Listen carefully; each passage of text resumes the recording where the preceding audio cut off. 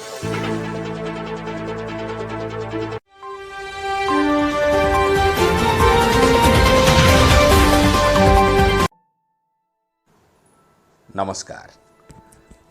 आकारा news को आपण मानकु स्वागत।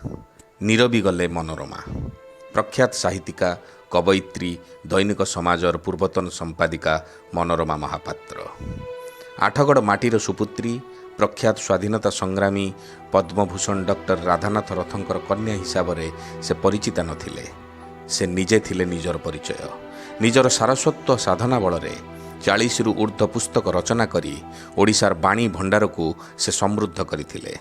तांको रचना मध्यरे वैदेही विसर्जिता, अर्धनारीश्वर, स्मृति चंदन, समय पुरुष, उत्तर निरुत्तर आदि ग्रंथ तांको बाग्मितार परिचय प्रदान करिथिला।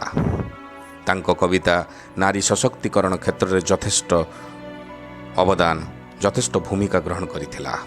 1998 मसीह से समाजर संपादिका दायित्व निर्वाह कला परे समाजर नियमित स्तंभ झिटिपिटी कहेरे से सांप्रतिक समाजरे शासन प्रशासन और सामाजिक चलनी को समालोचित करुथिले। से थिले प्राक्तन ओडिशा साहित्य एकाडेमी सभापति, उत्कल साहित्य समाजर संपादिका।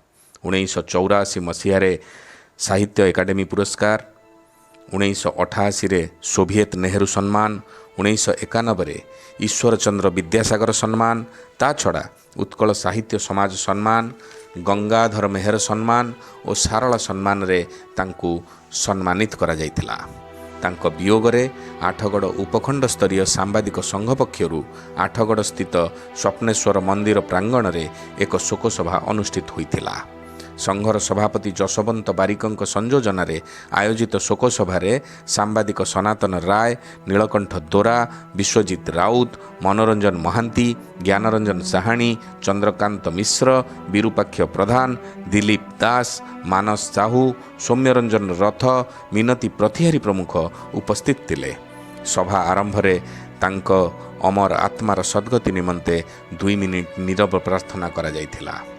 तांको वियोगरे समग्र आठगड़, कटक तथा समग्र ओडिशा रे शोकर छाया खेली जाइछि। ओडिशार मान्यवर मुख्यमंत्री श्रीजुक्त नवीन पट्टनायक एवं भारतर प्रधानमंत्री नरेंद्र मोदी मध्य शोकवार्ता पठाइथिले। राष्ट्रीय मर्यादा सह तांकर शेषकृत्य संपन्न करा जायतिला। आज पई कार्यक्रम को एठ रखुछु। नमस्कार।